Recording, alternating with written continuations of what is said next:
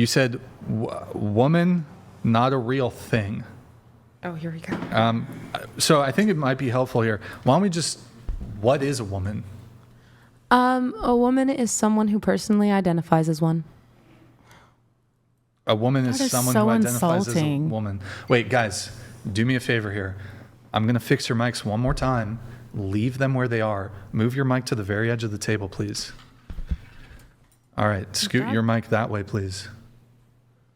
A little less, and just keep it at the edge. Okay.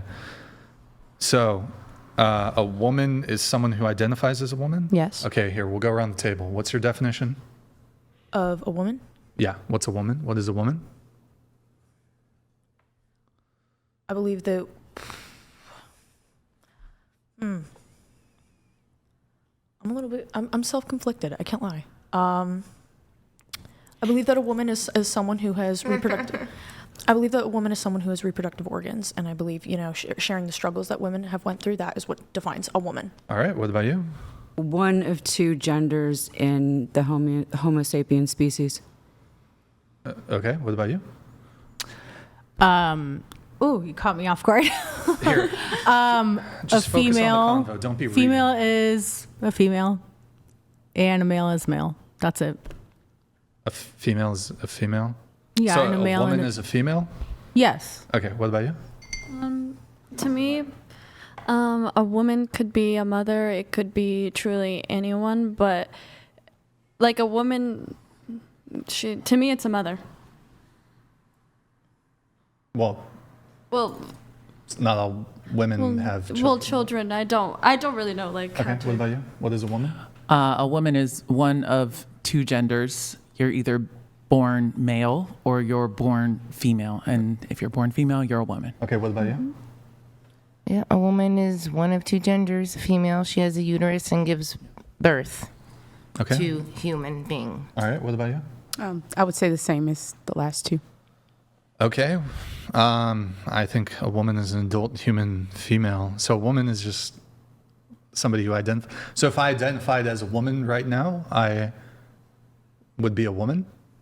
I think that if it was true to yourself, if you genuinely believed that, sure. I think that if you right now were to say it in order to try and make a point, none of us know your intentions, truthfully, internally. So if someone identifies as a woman, I'll always treat them as such because I would much rather, the amount of LGBTQ people, but specifically transgender people who have mental health issues, who face discrimination, who kill themselves is, so disproportionate from straight people.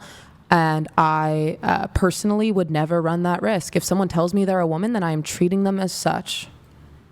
If that's not true to themselves, then it is their morality on the line. It is they're the ones So betraying themselves. So we should affirm people's identity? Yes. Okay. So my identity happens to be, and it would cause severe mental harm to me if you denied my identity. I believe I'm the right person on this issue. Like, I believe I'm correct. I would like you to affirm my identity as the correct person on this issue. Would you mind if we could quickly define identity? Because I think we have different definitions. Just the way in which I identify. What's your definition, though? An identity is something fundamental to who you are, a building block of your character, not your stance on an argument. Well, this is fundamental to who I am, that I'm correct on Your every stance single thing. on this argument? It's fundamental to who I am, that I am correct on every single thing I say. Nobody else can defy this. I am 100% right on every single thing, and I would like you to affirm my identity as the correct person on this issue and all issues. We clearly have different understandings of what an identity is, and that's all right. What do you mean? That's how I identify, as the correct person. See, it's a fun argument to make because, it makes transgender people sound so insane when you compare them to something like that. But that's not the claim that they're making. No one is sitting there, taking extremes like that and just trying to, be unreasonable. People just identify with different genders. You're saying we should do this because if we don't do this, it would harm them. No, I'm saying that, I personally, the way that I like to go through my life, and I'm not saying anyone else has to live like this, but if something isn't causing harm to me or anyone else and it makes that person feel comfortable, I am always going to align with it. Well, how about this? All conservative people feel very strongly about their political positions. Yes, and I believe that is harming other people. Well, hold on. Yes. But it causes harm to conservative people when people disagree with their identity as a conservative person. Sure. And they don't get their political will. Laws are passed that are in contravention of their desires and their wants. And sometimes it creates economic harm. It can even, going against certain political wills of conservative people will, you allow certain, say, you're not going to like this argument, but allowing unfettered illegal immigration, like not all illegal immigrants are violent criminals, but some of them are, and this will allow people into the country who will either like sexually assault women, or just kill people, whether man, woman, female, whatever. This does create harm, and you not affirming my identity as correct, for example, on the immigration issue, actually causes palpable harm, and I would like you to align with my political ideology. I see where your misunderstanding is. My goal is There's no not misunderstanding. my goal is not harm reduction. I would like you to affirm my position and my political identity as it relates to illegal immigration, because I believe illegal immigration causes harm. Yes, my goal here is not to make you feel comfortable at all costs. As I said in my initial But claim, it causes me harm. sure, that's fine. In my initial so claim, causing harm is okay.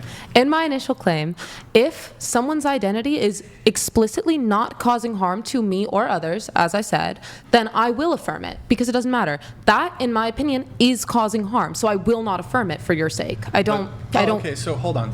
But in all circumstances, must we affirm somebody's if somebody's transgender, must we affirm? Well, as I said, I don't think everyone needs to go through life the way that I do. I personally will, because But can I ask you, if it causes harm to the transgender individual to bar them from playing in women's sports? Ooh, I was waiting for it. Well, I think it's fair to say that transgender individuals can experience that same level of harm if we bar them from participating in women's sports. Should we allow them to participate in women's sports? Well, I personally think we should. Okay. But you do acknowledge the differences in physical strength between Yes. men and women? I also acknowledge the difference in physical strength by person to person. Every single person has some kind of genetic disadvantage or advantage for different sports, and we have never cared before until it comes to being able to discriminate. Right, but if it was the case, for example, that transgender women are leaps and bounds more physically, like just completely physically stronger, like you don't think if it was the case, let's say there was a massive representation of transgender women in sports. And I know, look, transgender people, small proportion of the Yes. population, so of course they're never going to be like a majority of women playing in women's sports. Wouldn't it be fair, or do you think it would be unfair if it happened to end up eventually being the case that transgender women took first, second, third place across all of women's sports? You don't think that wouldn't raise in your head like any sort of red flag as to like a completely unfair disadvantage? Maybe it would, but that's not what's happening, because estrogen does make, like estrogen supplements that trans women take does make them weaker. So just to be clear, you think the only difference between males and females is the, Testosterone. No, it's the endocrine system. You think all it takes to become a woman is to make to do a chemical change to your endocrine system? That is a big leap from what I said, and I did not make that claim. Well, you said estrogen. Well, estrogen does make trans women weaker. So as they are taking those supplements, it is not like a man competing against a woman. It is not the same it's thing. still a male competing against a female, but so you think that there's no verifiable differences in strength? I did not say that either. We're jumping to extremes. Well, you're saying you're referencing estrogen. Yes. So okay, then it is your position that trans women still maintain male strength, I guess. To whatever. some extent. My so they argument should be here barred. is do trans women have an advantage in certain sports? Keep in mind, strength is not always the only All deciding sports. factor. Not necessarily. You do realize that men outcompete women in every single sport there is. The only one, there's, I believe, one specific long distance event where The skiing women, one? Huh? The skiing one where they look kind of silly? Is that what we're talking about? No, there's Oh. there's a long distance running event where women just slightly will out-edge men. So women apparently have like some advantage in one specific event. If you look at all Olympic events, you look at, fighting, she's a boxer, for example, women just can't compete with men. So on that note, I would like to say there are gymnastic skills that men can't even compete in, that they don't compete in the Olympics. There are gymnastic skills that women don't even compete in because they are tailored to their strengths. So, I mean, like, to say that a trans woman would dominate in women's gymnastics is absurd. They would not. They would have a huge disadvantage. Sure. I'm going to go ahead and grant that there are like certain gymnastics things that like women do, men do. For example, I don't know what the move is. I don't know if anybody's familiar with gymnastics, like the one where men do the cross. Or there are things what's it all called? across Iron the cross board. or whatever. Like women just don't have the physical capacity, even like trained gymnasts, to do like certain upper body maneuvers that male gymnasts can do. So, but I'll go ahead and grant that, yes. How about like the other 99% of athletic endeavors where men completely would dominate women if they were to compete together? Okay, I'd like to pose a question. Could I ask? No. Answer my question first, then pose your question. Okay, my response to that is every single individual has different genetic advantages and disadvantages, some more extreme than others. It has never been in conversation before. It has never been a question of who naturally has the biggest lung capacity in swimming, because we can't measure things like that, and it's Yes, not. we can. Well, okay, sure, we Men can. have Yes, that's more actually a great lung- point. Okay, we can. No, I mean individual to individual. Can we determine Michael Phelps's lung capacity compared to a different Olympian, and then claim whether or not he was born with an advantage or not? Those things have never mattered before. We've never posed those questions because we understand that humans are biologically always going to be different and have different strengths and weaknesses. It only becomes a problem when people don't want transgender people competing. But men are physically stronger than women, and men have certain physiological characteristics that make them better athletes. Sure, and certain men are able to gain muscle easier because of their genetics than other men. Yes, some men have, but my argument would be when you're looking at elite athletes, the best male athletes will always predominate over the best female athletes. Like, you have a woman who used to play in the WNBA. If LeBron James played in the WNBA, he could probably fucking play solo against the WNBA and fucking smoke him. Yeah, this is the question I would actually like to pose. In the WNBA, I'm assuming that you are competing with women who weren't all your exact height. Can we Yes. make that assumption? Yeah. Do you know, like, generally the lower end of that scale? This is Give me a irrelevant. guess. It's okay. This is irrelevant, but probably like 5'6" to 6'8". If you were to do a 1v1 match with a 5'6" woman, do you think that you would have a genetic advantage? Maybe, maybe not in some ways, Okay. because she probably would be quicker in some ways. Wait. But that is not. She's going to be quicker in some ways, but that's not the question. The question is, I'm a 6'6" female, right? I have been the best of the best at every level since high school. When I was the best of the best in high school, what did I do? I went down to the rec and I played against average guys. Why? Because they were stronger than me, they were faster than me, they were bigger than me, but they could compete against me. Even though I was the best of the best, they were average guys. The best of the best women's college basketball teams, they compete against average guys. They practice against average guys. Why? Because the guys make us better. Same with the pros. We compete against not pro guys, average guys. Why? Because they're stronger, faster, and they make us better. So one thing related to that, so if she was competing against a 5'8" professional male NBA player, that even though you're 6'6", that 5'8" player would probably beat her. I mean, look, basketball's a team game, but like in a one-on-one. So currently, I just Googled this. The shortest player currently in the NWA. That's a fucking, what the fuck? NBA, excuse me.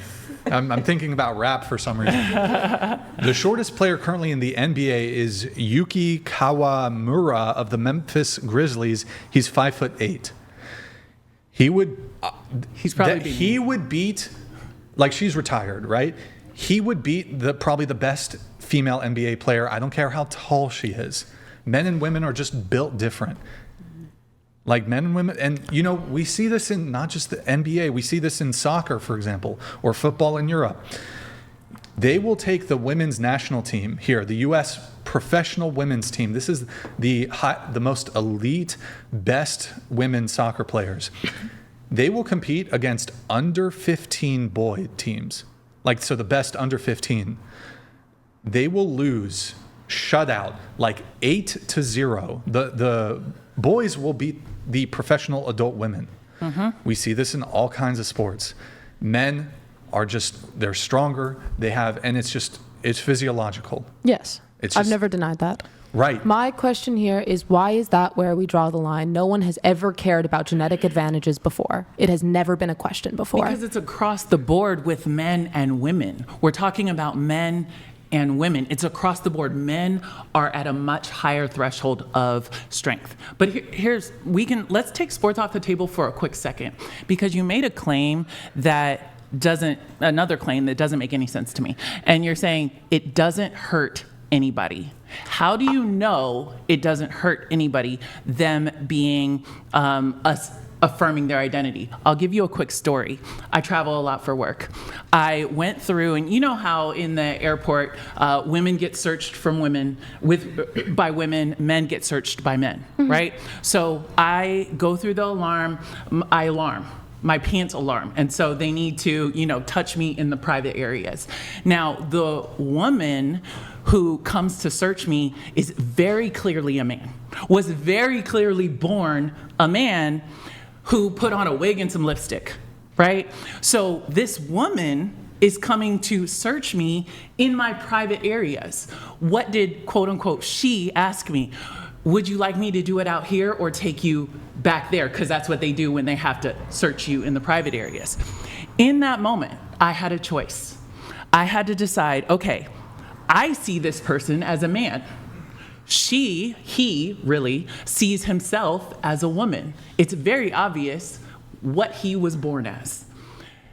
As someone who has experienced sexual assault in the past, I know that allowing myself to be pat down in this area by a physical man is probably going to trigger something.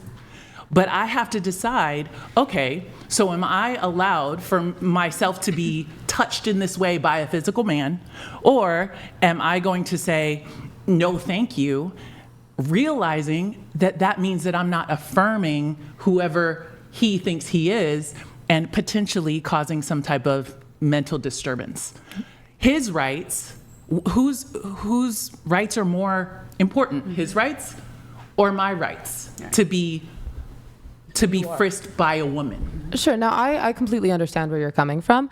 I would like to make it clear, my initial point that I have now restated a couple times is, so long as it does not cause harm to yourself or others, I believe that I would like to affirm people. That is a situation where it explicitly does cause harm to you. People have trauma from things. People can't control their traumatic reactions. Regardless, even if you did believe that she was a woman, then it still could cause something because you're aware that she was born a man, right? And you are completely within your right to ask for someone else. There is nothing wrong with that. It's not about affirming their gender. I do, however, think that when you're telling this story, it's very unnecessary to get just rude about it. When you say that, he's a man who put on a wig and lipstick, you're more than welcome. You are more than welcome to not refer to her as a woman. It's none of my business. People hold their own opinions. However, I think to intentionally throw in comments that cause no purpose other than to be hateful is at that point just rude, just negative. Wait, So can I Charlie ask Kirk something? is hateful, and now she's hateful Well, because no, she's but I stating do think something that if Can I ask something? He was literally a man who put on a wig and lipstick. That's not me. I would have said That's a that too, fact. just so Yeah. you know. That's a fact. He was born a man, put on a wig and lipstick, and decided to call himself a woman.